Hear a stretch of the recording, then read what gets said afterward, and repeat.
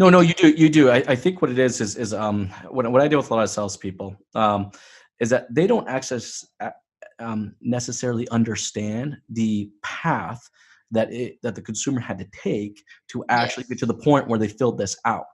So if you were Yeah. just to, offer yourself, say, hey, Bob, I'll come into your dealership about 30 minutes, and I'm going to go over each one of these different lead sources and just identify what the consumer is doing and what that path looks like. What does a lead ad look like? What does a Facebook lead ad look like? It's like, well, here's what they look like, and this is what happens when you click on this button, and this next page comes up, and then the customer their information is pre-populated in, and the customer has to check this off, and then they Right. go to the next level just by educate. Because a lot of times what it is the dealerships are get receiving.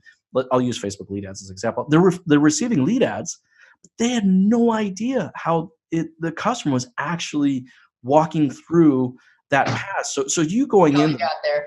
with no intent of selling them any type of products or services, but simply just to get there and educate. Like, here's what happens on Craigslist. Okay, depending on your area and how many listings they are, we can look at the hours and you see how many new listings go up every single hour, right? Yep.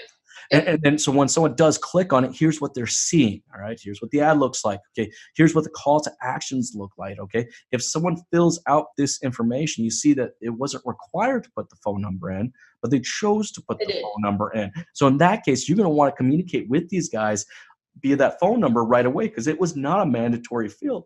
Right. They chose to put it in. Because they chose to put it in, see, every single one of these forms are slightly different.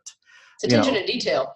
it is. It is. So I think you going in there and working with them and just offering that, regardless if they're utilizing you as a service or not, Right.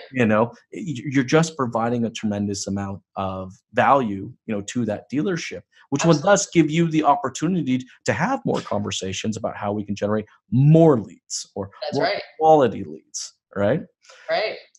I would also say that when it comes to after, reaching out to that consumer, how they reach out to you or in the best way that they prefer, whatever it may be, is your follow up on it. When it comes to that follow up aspect, it's key because I see some of these leads where I'm listening to these phone conversations that are recorded in our dashboard that you're having with potential consumers, and they're good conversations.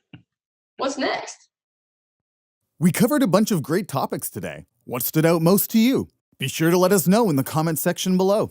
And don't forget to like the post and share it to keep the conversation going. You can follow Jason on all social media platforms by following Strategy with Jason. You can find him pretty well everywhere you can share content. I hope we were able to get you thinking. And until the next time, this has been Nathan with Digital Dealership Solutions. Have a great day.